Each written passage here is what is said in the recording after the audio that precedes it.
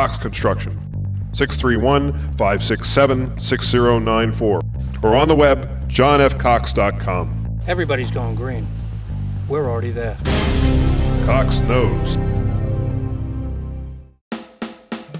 You're watching My Long Island on FiOS 1. You're watching My Long Island on FiOS 1.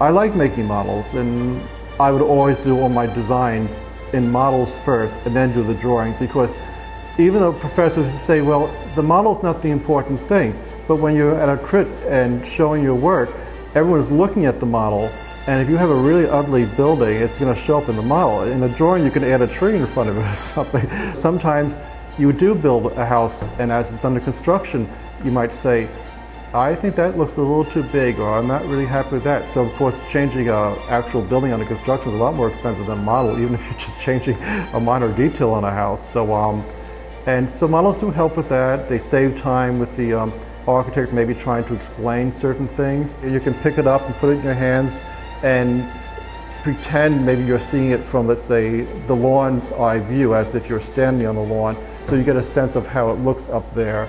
These models are, in the end, sometimes display pieces. People put them in their homes under glass, you know, in library tables, and they are beautiful examples of you know, they become artworks in some ways. And people say, oh, you have such a great job, it must be so nice making little houses all day long. And I said, yeah, I said, it is, but the job, it's a job because people want it as soon as possible.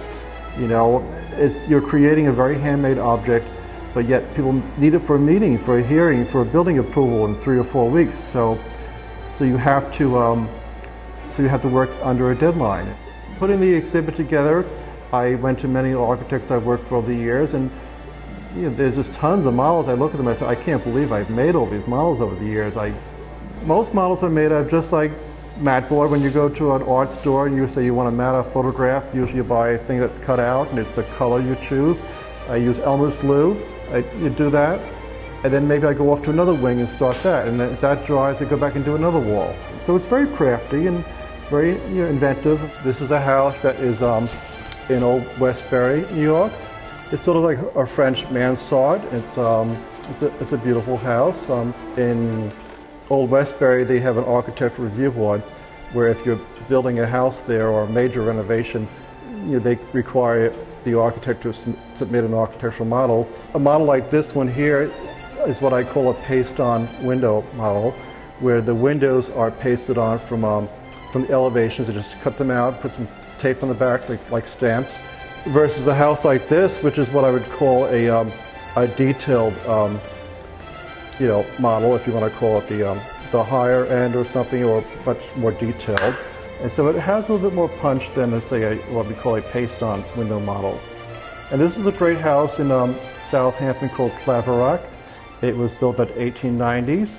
This is just a wonderful old house of the Hamptons, historic house, which has been modernized and updated to be, you know, beautiful for today, but still retaining the historic architecture. And you can really look in there, and you know, and you get really close with your eyes, you can really almost imagine walking through the spaces, and out of the corner of your eye you can see, you know, if you almost don't look too hard, you can imagine what it's going to be like to walk on the property.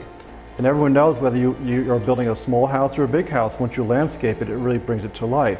I buy yards and yards and yards of hedges, which ends up being thousands of feet of hedges in the Hamptons, and all the Hamptons models are framed with tons of hedges, because the Hamptons is famous for hedges, and little boxwoods. And some models I do are very elaborate with French gardens and, you know, parterres, which is a design of a French garden.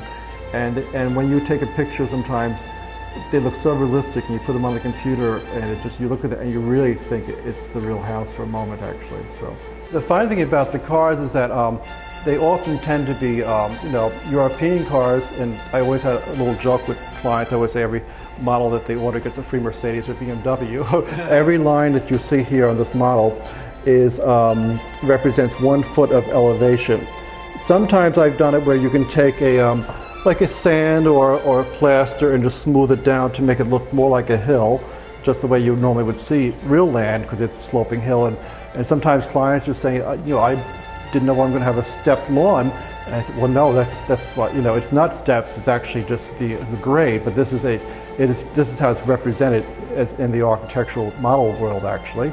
Yeah, this is a house up in Great Neck, the North Shore of Long Island, you know, the Gold Coast. It tends to be a little bit more traditional, if you want to say like more English and maybe French chateau style. This is somewhat in the Tudor style. It has a lot more stone, half timbering, but some of the hardest things to do are these towers with the round roofs.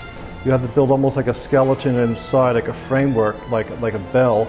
Then you take little pieces of paper which you strip off of the thicker paper, and you wrap it with glue, and you just sort of like, I don't know, you call it like decoupage or something, or you know, sort of like paper mache, but you kind of just sort of like just layer it and glue it, and it takes time. In this house here, they have what we call these diamond pane windows, which you often see in old English houses.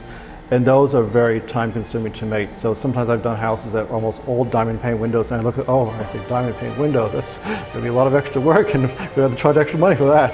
It's like, right. It is nice to have a career that you do love, because so many people do work at jobs which they don't really actually love. They may be very successful at them, but it's not really their passion. The funny thing about an architect is that the nature of a person who's an architect is supposed to be a fine artist and also a very technical engineer at the same time. And usually that's not in the same person. You know, you have to have a very technical side to do math and to understand calculations and also to create beautiful things.